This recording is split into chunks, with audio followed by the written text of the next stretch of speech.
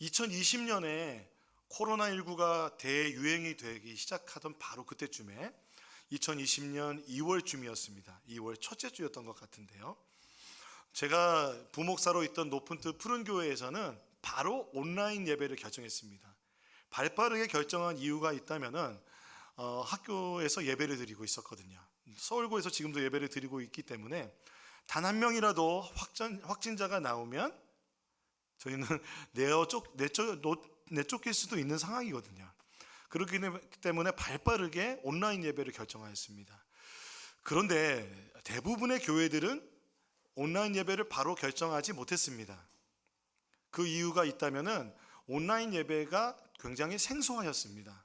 그때 당시만 해도 2년 전인데 그때 당시라고 하네요. 2년 전만 해도 굉장히 생소하였고, 그리고 주일 예배 하면은 어떻게 예배당에 나와서 드리는 게 주일 예배입니다. 그러니까 현장 예배 말고 다른 주일 예배를 생각하지 못하였습니다. 인터넷 예배, 온라인 예배는 어떤 예배냐면 주일 예배를 참석하지 못하는 분들, 출장을 가거나 출산을 하거나 또 그런 해외에 있는 분들을 위한 보조적인 수단이었습니다. 그런데 이 온라인이 왜 그렇다면은 이 온라인 예배를 우리는 인정하지 못하고 현장 예배를 인정했냐면 이런 생각들이 있었습니다. 디지털 시대를 우리가 맞이하면서 받아들이지 못했던 것은 온라인은 무엇으로? 가상으로. 대표적인 말이 사이버 공간이라는 거죠. 사이버 공간, 사이버 교회 이런 얘기하면 좀 약간 그 공간 자체가 실제가 아니라는 거죠. 그리고 현장은 실제다라는 생각을 가졌기 때문에 온라인 예배는 부정적인 시각으로 바라봤습니다. 그런데 2022년을 맞이한 지금 코로나19 시대에 가장 활발한 주일 예배 중에 하나가 온라인 예배입니다. 그렇죠? 이 온라인 예배와 현장 예배의 참석자들의 비율을 어떤 기관에서 조사하였는데 50대 50 정도가 됩니다. 반반 정도가 됩니다. 더 놀라운 것은 이 온라인 예배를 주일 예배로서 받아들이고 있다는 것입니다. 이렇게 2년 만에 이렇게 완전히 어떤 분위기가 바뀐 이유가 무엇일까요? 이런 배경을 설명하기 위해서 코로나19 초기에 나온 책 한 권을 소개하고 싶은데요. 이런 제목이 이렇습니다. 예배, 디지털 세상을 만나다라는 책입니다. 근데 이 책은 2018년에 출간된 책인데 2020년에 코로나19가 심각해지고 한국의 온라인 예배에 대한 설명을 해야 되다 보니까 번역되어서 예배학 책으로 소개되었습니다. 이 책은요, 요약하자면 이렇습니다. 디지털 기술의 발전은 예배에 영향을 준다입니다. 그리고 이 디지털 공간이라는 것은 가상이 아니라 실제다입니다. 왜냐하면 온라인 공간에 참여하는 많은 사람들이 디지털 기술을 가지고 있는 그 사람이 참여하기 때문에 온라인 예배도 가상이 아니라 실제다. 실제의 경험이다. 라고 주장합니다. 뿐만 아니라 여기에서 더 나가서 온라인에서도 공동체가 될 수 있다. 이 내용이 그때 당시에 나왔을 때는 정말 그럴 수 있을까라는 이야기였지만 지금 많은 분들은 동의하고 계실 겁니다. 그리고 동의하고 싶지 않지만 그냥 내 앞에 그냥 다가와 버려서 인정할 수밖에 없는 그런 상황이 되었습니다. 그렇다면 이 온라인으로 드리는 예배가 현장 예배를 완전히 대체해 버릴까요? 여러분 어떻게 생각하세요? 온라인 교회가 등장하고 있습니다. 완전히 온라인으로 된 교회와 완전히 온라인으로 된 예배가 여러분 등장하고 있는데 완전히 다 대체하게 될까 생각해 보면 그렇지 않을 것 같습니다. 왜냐하면은 목회 데이터 연구소의 자료에 따르면은 코로나 종식이 된다면은 나는 예전처럼 현장에 가서 주일 예배를 드리겠다라고 응답한 사람 중에 78%가 응답하였다고 합니다. 그건 무슨 말이에요? 온라인 예배에 대해서 만족하고 있을 뿐만 아니라 그 현장 예배에 대한 그 니드가 더 있다는 것입니다. 저 슬라이드가 아닌데요. 네. 코로나19 시대에는 그러나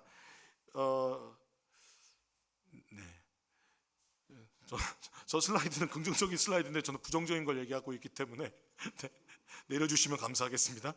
감사합니다. 현장 예배를 드리겠다는 비율이 78%예요. 왜냐하면은 코로나19 시대에 신앙적인 위기를 겪기 때문에 그렇습니다. 코로나19 시대에 신앙의 양극화가 일어났는데요. 신앙이 좋은 사람은 더 좋아지고 신앙이 약한 사람은 더 방치되어 신앙이 약해지는 거예요. 아까 좀 전에 나왔던 그 슬라이드가 먼저 나왔는데 온라인 예배를 드리는 사람들이 그런데 온라인 예배를 드릴 때 만족감은 80%가 된다고 합니다. 그러니까 자리 잡은 거죠. 그런데 놀랍게도 온라인 예배에 만족하지만 온라인 예배자는 자신의 신앙이 온라인 예배를 드리면서 약해졌다고 대답하는 사람들이 무려 39%에 달합니다. 현장 예배에 참석하는 사람들은 25%만이 그렇게 대답한 것에 비해서 이 코로나19 시대에 온라인 예배는 조금 더 온라인 예배를 드리는 사람은 내 신앙이 약해졌다라고 대답을 합니다. 여러분은 어떠십니까? 요약하자면 우리는 어떤 예배라는 것에 예배의 형식의 변화의 시대를 살아가고 있습니다. 그 예배의 형식의 변화를 살아갔던 사람들 중에 한 시대가 또 있는데 언제냐면 바로 이 요한복음이 쓰여졌던 시대입니다. 요한복음이 쓰여졌던 그 시대는 어떤 큰 변화가 왔냐면 예루살렘 성전이 회파되어서 사라지는 그러한 놀라운 변화가 있었습니다. 이전에도 경험해 봤지만 다시 한번 로마의 그 군인 티투스 장군이 AD 70년에 완전히 돌 하나도 남기지 않고 예루살렘 성전을 파괴해 버렸습니다. 이런 상황 속에서 이 요한복음의 성전 정화 기사가 우리가 지금 읽고 있는 이 기사가 요한복음에 실린 것입니다. 그렇다면 성전은 반드시 파괴되어야 된다. 성전은 없어져도 된다라는 의미로 이것이 쓰여졌을까요? 오늘 우리가 본문을 읽으면서 예수님은 성전을 파괴하는 개혁자, 급진적 개혁자로 보여집니다. 여러분 그렇게 생각되십니까? 예수님 성전에 와서 막 재물들 뿐만 아니라 사람들을 막 쫓아내는 거예요. 여러분 생각해 보세요. 우리가 막 예배 드리고 있는데 갑자기 막 예수님이 오셔가지고 우리에게 막 책망하시면서 마이크도 다 치워라, 드럼도 치워라, 기타도 치워라 하신다면 예수님 왜 우리 잘 드리고 있는데 황당하다고 생각하지 않으시겠습니까? 그런데 성경은요, 예수님이 성전 예배를 완전히 부정하는 급진적인 개혁자가 아니라 성전 예배를 사랑하시고 성전 예배를 잘 드리셨던 분으로 표현이 되어 있어요. 성경을 읽어보면 오늘 요한복음도 요한의 기록을 보면 그런 뉘앙스가 있어요. 요한복음 2장 13절에 유대 사람의 유월절이 가까워져서 예수께서 예루살렘으로 올라가셨다 합니다. 여기서 유대 사람의 유월절이라는 것은요, 일반적인, 그러니까 유대 사람들이라고 하면은 예루살렘에서 근처에 사는 사람들을 유대 사람이라고 했습니다. 그러면 예수님처럼 이 예루살렘으로 올라가야 되는 사람들, 지방에 사는 사람들은 어떻게? 갈릴리 사람, 그렇게 불렀습니다. 그 지역의 이름으로.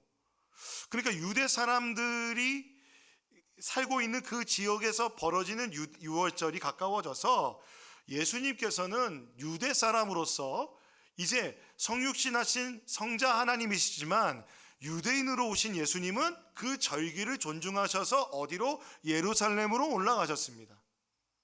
예수님은 어려서 부모님의 손을 붙잡고 절기마다 성전에서 예배를 드리신 분입니다. 그리고 예수님은 말씀을 전하실 때 모든 회당에서 말씀을 전하셨습니다. 그러므로 성전과 회당의 그 모든 예배 제도를 인정하셨던 분입니다. 그 시기에 맞추어서 예루살렘으로 올라가신 예수님. 예수님이 올라가신 그 성전은 어떤 성전이냐면 우리는 이렇게 부릅니다. 헤롯 성전이라고 부릅니다. 그림을 한번 보여드릴게요. 이 헤롯 성전이 얼마나 큰지 그림을 보면요, 이 그림 중에서 어떤 게 헤롯 성전이고 어떤 게 솔로몬 성전입니까? 여러분 그냥 딱 보면 저 큰 규모의 성전이 솔로몬 성전으로 생각할 수 있어요. 그런데 자세히 보시면 작은 규모가 솔로몬 성전이라는 것입니다. 그러므로 헤롯 성전이 얼마나 크게 지어지고 있는지 알 수 있습니다. 마치 스페인에 가면 아직도 지어지고 있는 성전이 있죠. 그렇죠? 가톨릭 성당이 아직도 지어지고 있는 유명한 건축가 가우디 맞나요? 아직도 지어지고 있습니다. 그리고 지금 교황청이 있는 베드로 성전도 몇 번씩 그냥 오래된 시간을 통해서 거의 100년 이상 걸려가면서 성당을 지었습니다. 이 성전은요, BC 20년부터 63년까지 83년이 걸렸습니다. 그리고 예수님이 올라가실 그 당시에는요, 유대 사람들이 이렇게 얘기해요. 이 성전을 짓는데 46해, 46년이나 걸렸다라고 말합니다. 그러므로 지금 BC 20년부터 46년이니까 AD 26년이나 27년, 28년 중에 한 해인 거예요. 그러니까 그렇게 오랫동안 지어지고 있다는 것은 이것이 유대인들에게는 자랑이었습니다. 이 성전이 회파되고 사라진다는 상상을 하였을까요? 단 한 사람도 그렇게 생각한 사람이 없었을 것입니다. 그들은 이 성전에 대해서 굉장한 종교적인 자부심을 가지고 있었고, 그 자부심은 예수님께서 이 모든 성전 정화를 할 때 예수님이 하신 말씀, 예수님에 대해서 유대인들이 한 말을 보면 그 담겨 있어요. 요한복음 2장 20절에 그러자 유대 사람들이 말하였다. 이 성전을 짓는 데는 46해나 걸렸는데 이것을 사흘 만에 세우겠다고요?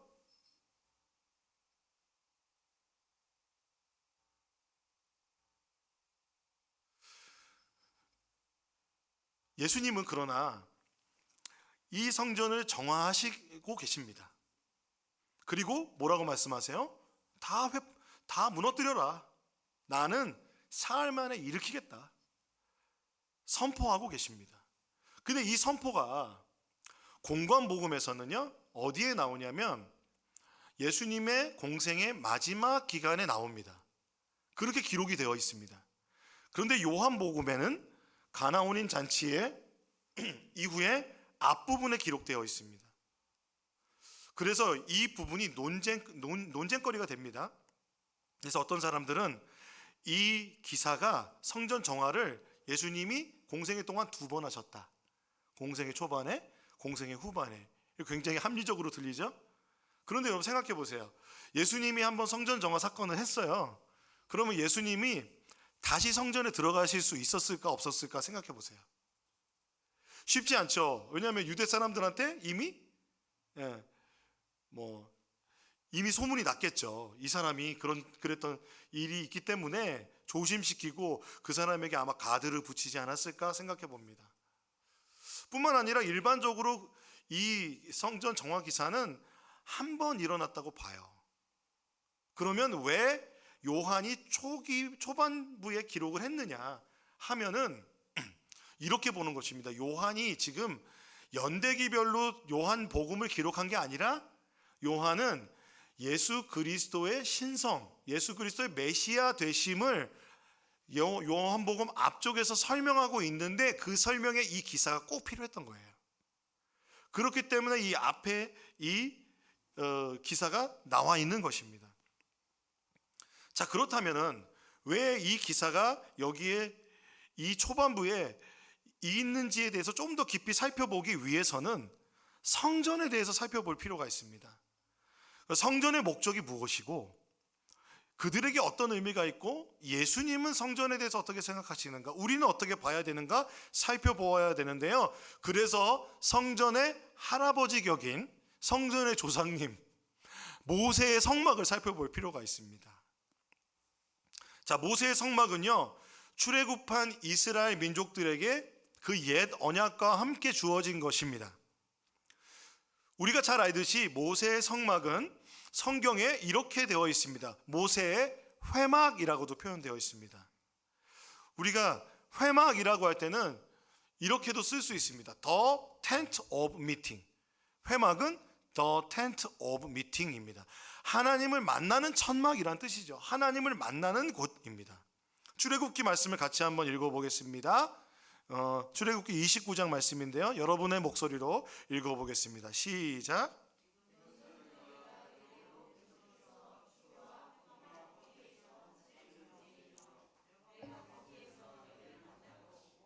거기에서 너에게 말하겠다. 내가 거기에서 이스라엘 자손을 만날 것이다. 거기에서 나의 영광을 나타내어 그것이 거룩한 곳이 되게 하겠다. 이 말씀은요, 통해서 우리가 하나님을 만나는 곳이 회막임을 알 수 있습니다. 그러므로 이 회막에서는 속죄 제사, 하나님을 만나기 위해서 제사가 드려졌습니다. 그리고 이 성막에서는 지도자들 그리고 대제사장들에게 하나님의 말씀이 선포됐습니다. 또한 그래서 이곳은 계시를 받는 장소입니다. 그리고 오늘 말씀하신 것처럼 하나님의 영광이 임하는 임재가 있는 곳이 바로 회막, 성막이었습니다.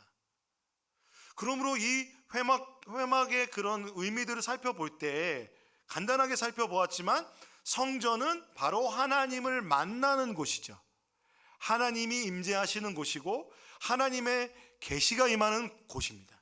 그리고 제사가 드려지는, 속죄의 제사가 드려지는 곳이죠. 그렇기 때문에 예배를 이렇게 정의할 수 있습니다. 함께 읽어보겠습니다.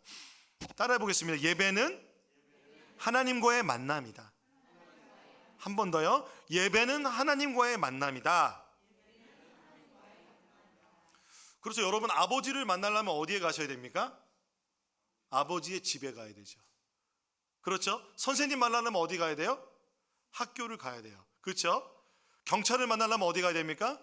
경찰서. 안 가는 게 좋죠. 죄가 없어도 가고 싶지 않은 곳이죠. 박용재 집사님을 만나려면 어디 가셔야 되냐면 오산시청 가시면 쉽게 만나실 수 있습니다. 왜냐하면 오산시 공무원이시기 때문에. 그것처럼 하나님을 만나려면 하나님이 계신 곳, 아버지의 집, 성전을 가야 됩니다. 그래서 성전을 예수님은 아버지의 집이라고 말합니다. 하나님 아버지의 임재가 있는 곳. 그런데 이 만남이라는 것은요, 어떻게 해요? 상호작용이 일어나죠. 만남이라는 것은 그 안에 대화도 일어나고 서로 뭔가 커뮤니케이션을 하는 상호작용이 일어납니다. 그러므로 성전이라는 것은 하나님이 인간에게로 내려오시고 인간은 하나님께로 올라가는 상호작용이 있는 곳이 바로 성전입니다. 그러므로 이런 만남의 상호작용을 일으키는 매개체인 것이죠. 성전은 그런 매개체입니다. 이러한 어떤 중간 매개체를 뜻하는 영어가 있습니다. 뭐냐면 한번 따라해 보겠습니다. 미디어라고 하는 것은 바로 이런 매체라는 뜻이 있습니다. 그런데 이 미디어라는 것은요, 요즘에 우리가 미디어를 생각할 때 단순히 그냥 뭔가를 비춰주고 연결해주고 방송을 방영하는 것을 넘어서 우리는 분명히 압니다. 그 미디어는 뭔가 우리에게 말해주고 있다. 그렇죠? 의미가 있고 뭔가 우리에게 주는 메시지가 있고 가치가 있죠. 가치관이 담겨 있고 세계관이 담겨 있습니다. 그렇기 때문에 우리 아이들에게 유튜브 좀 그만 봐라, 뭐 좀 그만 봐라. 왜 TV 좀 그만 봐라. 얘기하는 이유가 뭡니까? 그곳에서 나오는 받아들이기 힘든 메시지들이 있기 때문에 크리스찬들은 그렇게 더 얘기를 하는 것이죠. 마샬 맥루한이라는 사람 이런 말을 했어요. 미디어는 메시지다. 그런데 이 미디어라는 것, 즉 하나님께서 말씀하시는 통로가 성전이었습니다. 그렇죠. 만남의 장소가 성전이었고 만남의 매개체가 성전이었습니다. 그런데 예수님께서는 오늘 이 성전을 정화하고 계신 것입니다. 그렇다면 뭔가 잘못됐다는 거죠. 잘못되지 않았는데 예수님이 정화하실 이유가 없습니다. 요한복음 2장 14절 16절에 보면 우리 같이 읽어보겠습니다. 시작. 그는 성전뜰에서 소와 양과 비둘기를 파는 사람들과 돈 바꾸어 주는 사람들이 앉아있는 것을 보시고 노끈으로 채찍을 만들어 양과 소와 함께 그들을 모두 성전에서 내쫓으시고 돈 바꾸어 주는 사람들의 돈을 쏟아버리시고 상을 둘러 엎으셨다. 비둘기 파는 사람들에게는 이것을 걷어치워라. 내 아버지의 집을 장사하는 집으로 만들지 말아라 하고 말씀하셨습니다. 성전이 변질되었습니다. 아버지의 집에서 장사하는 집으로 변절되었습니다. 그래서 예수님은 지금 그 재물들과 함께 재물을 파는 사람들을 쫓아내고 돈을 바꾸는 환전상들의 그 돈을 뒤집어 엎고 계십니다.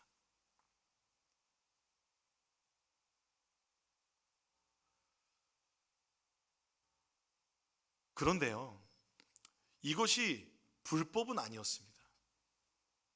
성전에서 재물을 바꾸고 돈을 바꾸는 게 불법이 아니었습니다. 그런데 예수님 왜 그러셨을까? 왜 불법이 아니냐면요, 사람들이 재물을 가져오려면 흠이 없는 재물을 가져와야 돼요. 그렇죠? 돈 있는 사람은 소를 키우겠죠.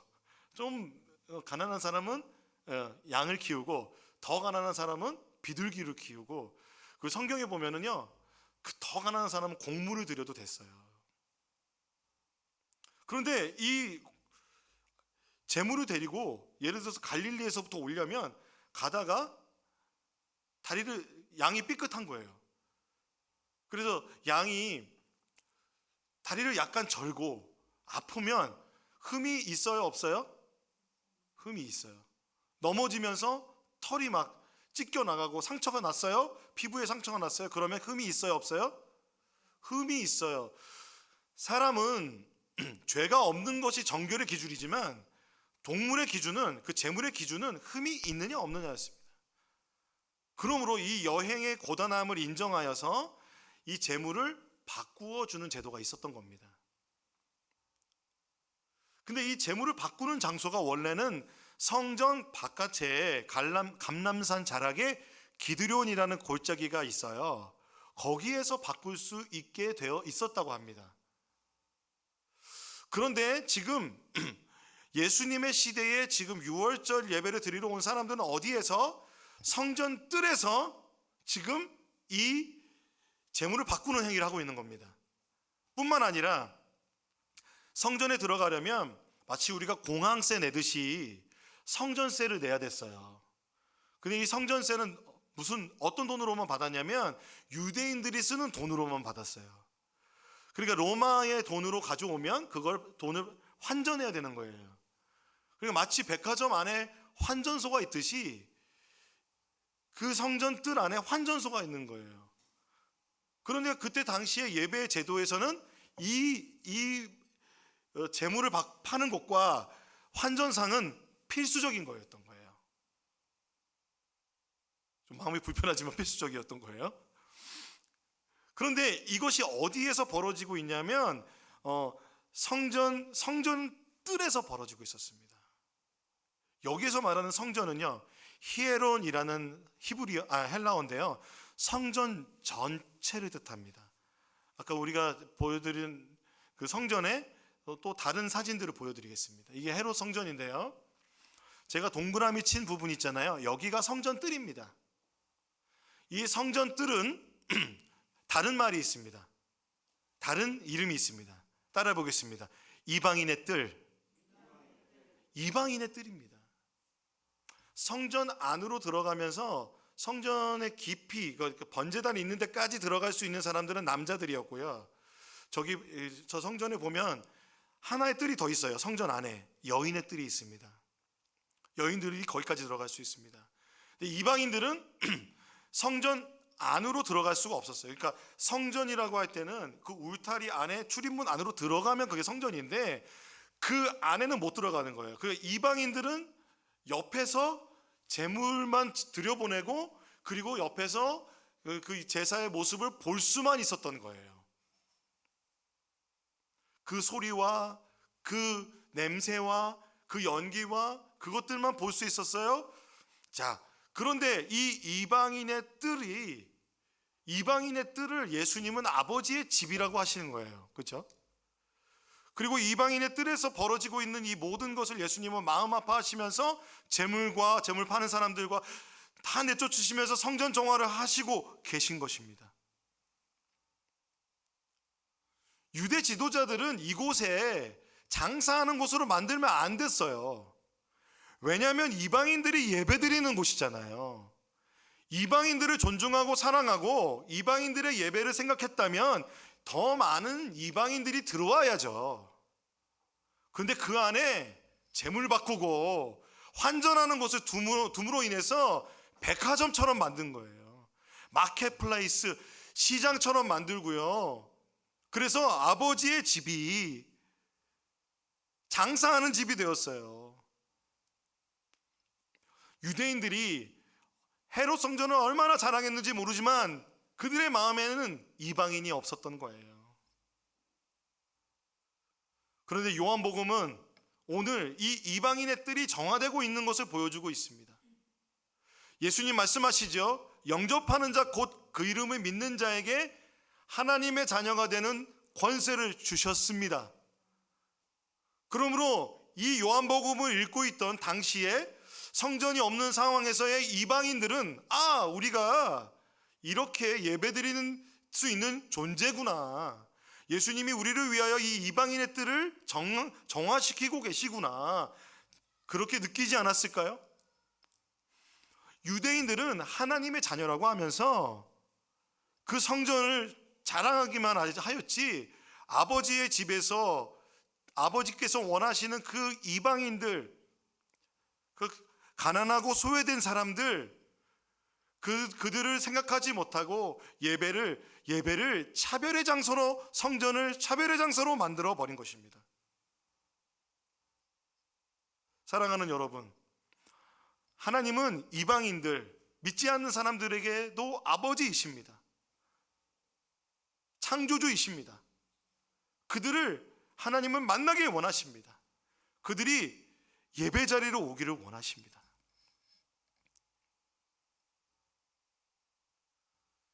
이 열정에 대해서 우리는 요한복음 2장 17절 말씀에 제자들의 이 말씀을 통하여 알 수 있습니다. 제자들은 주님의 집을 생각하는 열정이 나를 삼킬 것이다 하고 기록된 성경 말씀을 기억하였다라고 합니다. 이 모습을 보면서요.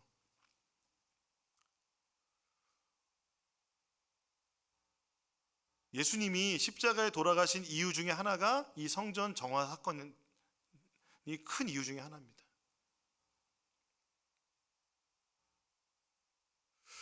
코로나19 시대의 온라인 예배든 현장 예배든 우리는 믿지 않는 사람들을 받아들일 수 있는 예배를 드려야 합니다. 열방을 향하여 복음을 모르는 사람들에게 전도하며 선교하는 그러한 선교적, 전도적 성격을 가진 예배를 드려야 합니다. 주님은 이 열정으로 목숨까지 내놓으신 분이십니다.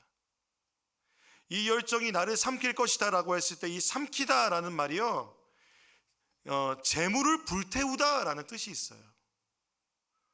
그러면 예수님은요, 이 예배의 회복을 위하여 자기 자신이 재물이 되실 것까지도 각오하시고 아버지의 집 닿도록, 그리고 공관복음에서 말하듯이 이 성전이 만민을 위하여 기도하고 만민이 기도하는 성전이 되도록 하시는 열정이 있으셨다는 것입니다. 이방인의 뜰은 이방인이 예배하도록.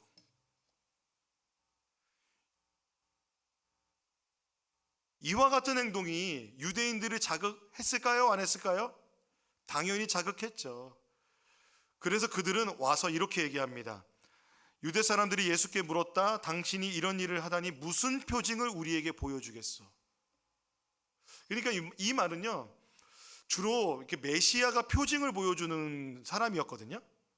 그렇기 때문에 당신이 메시아입니까? 라고 물어보는 것과도 같습니다. 그런데 지난주 우리가 설교에서 함께 살펴보았듯이 표징은 누가 하시는 거예요? 예수가 베푸시는 거예요. 하나님이 베풀어 주시고 우리는 그것을 보고 이것이 성자 하나님이시구나, 메시아의 사건이구나, 우리가 알 수 있는 거예요. 근데 표징을 요구할 수는 없는 거죠. 근데 이 유대 사람들은 얼마나 교만한지 표징을 요구하고 있어요. 여러분, 우리의 예배는 표징을 요구하는 예배가 되어서는 안 됩니다. 사람의 마음을 만족시키고 사람의 필요만을 만족시키는 예배가 되어서는 안 됩니다. 우리는 어느 순간 그래서 예배가 상업주의화 되고 있습니다. 그리고 나르시시즘이라고 하는 나 자신을 만족하게 하는데 우린 전혀 어색함이 없습니다. 예배를 드릴 때 내가 은혜 받아야 돼요. 눈물이 흘려야 되고, 그리고 내가 감동을 받아야 되고, 내 몸이 막 흔들려야 되고, 그리고 정말 유수와 같은, 그런 청산 유수와 같은 설교를 통하여 내 귀가 만족스러워야 되고, 찬양팀은 모든 게 다 갖춰져 있어야 되고, 그래서 사람들은 대형 교회를 찾아갑니다. 더 좋은 사운드와 더 좋은 그 예배를 서비스 받기 위하여 사람들은 예배를 쇼핑합니다. 여러분, 멈추셔야 합니다.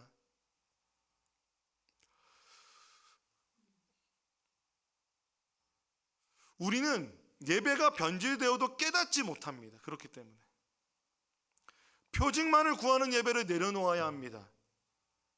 예수님이 이렇게 말씀하십니다. 이 성전을 허물어라. 내가 사흘 만에 다시 세우겠다. 표징을 구하는 예배, 현장 예배가 맞냐 온라인 예배가 맞냐 고민하지 마십시오. 그 모든 성전 다 허물어라. 너의 마음에 있는 기존의 그 예배의 질서를 허물어라. 내가 세우겠다. 주님이 지금 이 코로나 시대에 예배를 세우고 계시고 있습니다. 여러분 믿으십니까? 우리는 이 예배 변화의 시대에 그러므로 엄청 고민도 많고 어떻게 예배를 드려야 되는지 우리는 표징을 구하기도 하고, 여기가 예배가 드리면 괜찮을지, 온라인 예배, 이 교회가 더 좋고 이 교회가 더 좋고 다 볼 수 있잖아요. 그런데 예수님은요, 허물어라 말씀하십니다. 여기서 말씀하시는 예수님은 예수님이 말씀하시는 성전은요, 헬라어로 나오스라는 건데요. 나오스라는 건데 성전 건물 자체를 말합니다. 이게 차이가 있어요. 무슨 말이냐면 아까 말했던 히에로는 성전 전체, 이방인의 뜰까지 다 포함한 거고, 나오스는 성전 건물 그 자체만을 말합니다. 유대인들이 가는 그 성전을 허물어라. 너 허물어 버려라. 다른 말로 하면 그 안에 지성소가 있거든요. 하나님의 임재가 있는 지성소가 있는 바로 그것 허물어라. 그것 아니라 내가 하나님의 임재가 있는 곳, 하나님의 영광이 있는 곳, 하나님의 계시와 하나님의 임재가 충만한 그 성소 내가 세우겠다. 주님 말씀하시는 겁니다. 이 말씀의 참된 의미를 제자들이요, 예수님께서 부활하신 후에 다시 그 의미를 깨달았다고 합니다. 그러므로 사흘 후에 부활하신 예수님, 십자가를 통해서 온전히 번제와 화목제를 드리신 그 예수님께서 우리에게 새로운 예배를 세워주셨습니다. 그래서 예수님 뭐라고 말씀하시냐면 내가 바로 성전이다 라고 말씀하십니다. 요한복음 2장 21절 22절 말씀을 같이 읽어보겠습니다. 시작. 그러나 예수께서 성전이라고 하신 것은 자기 몸을 두고 하신 말씀이었다. 제자들은 예수께서 죽은 사람들 가운데서 살아나신 뒤에야 그가 말씀하신 것을 기억하고 성경 말씀과 예수께서 하신 말씀을 믿게 되었다. 예수가 성전입니다.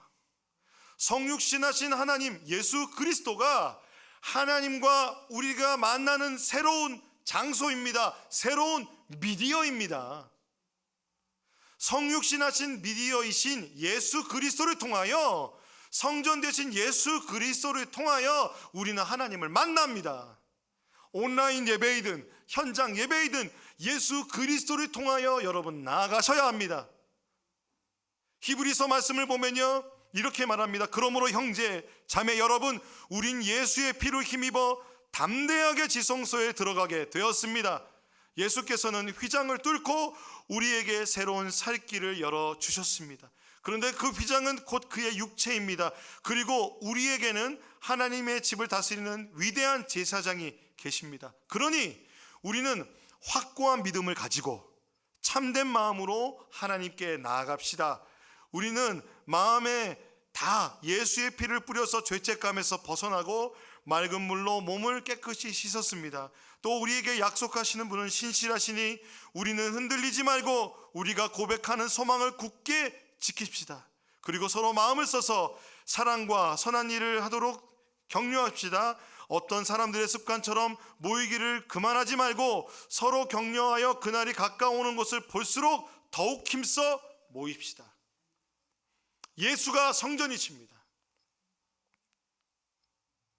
그런데 오늘 말씀을 보면 예수가 성전이신데 온라인으로 예배를 드리는 것과 현장으로 예배를 드리는 것과 무엇이 더 여러분에게 더 의미가 있고 중요한지 저는 이렇게 말씀드리고 싶습니다. 여러분, 현장으로 나올 때가 되고 있는 것입니다. 온라인으로 예배를 드리는데 우리가 믿음이 약해진다면 현장에서 예배 드려야죠. 그것이 맞는 것입니다. 그러나 여러분, 현장에 나올 수 없는 상황이라면 예수를 붙잡으십시오. 온라인 예배에서도 마음을 뒤로 물러나지 마시고 예배자 되어서 예수님 붙잡고 예배를 드리셔야 됩니다. 그래서 여러분, 이제 우리가 코로나19 시대가 지나고 나서 정말 예배에 부흥이 오기를 원하고 예배가 새롭게 되기를 원합니다. 그래서 우리는 예수 그리스도의 십자가와 부활의 표징을 믿으며 예배하는 높은 뜻 안성교회가 되기를 원합니다.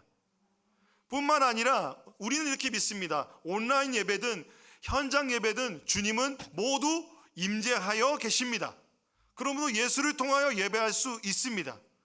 그러나 코로나 상황이 지난다면 또한 이 코로나 상황 속에서도 힘써 모이는 것에 대하여 여러분 고민하시고 함께 힘써 모이셔야 됩니다.